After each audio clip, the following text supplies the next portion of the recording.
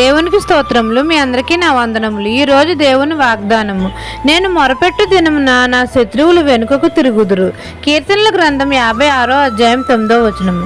పరిశుద్ధుడైన మన తండ్రి అయిన యెహోవాకు మనం అందరము మొరపెట్టిన దినమున మన శత్రువులు వెనుకకు తిరుగుతారు.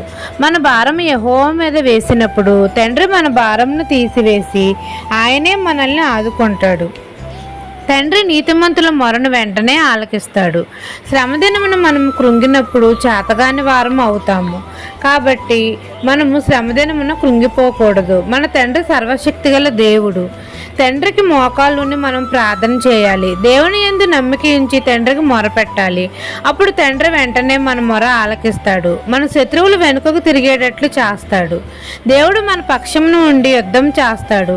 మనం భయపడిన అవసరం లేదు. ఆపదలన్నిటి నుండి ఆయన మనల్ని విడిపించి గొప్ప చేస్తాడు.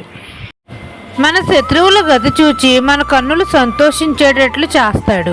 ఈ దిన వాగ్దానం నా జీవితంలో నెరవేరాలని కోరుకుంటూ దేవుని సువార్త పరిచర్యలో మీ సహోదరి. ఆమెన్.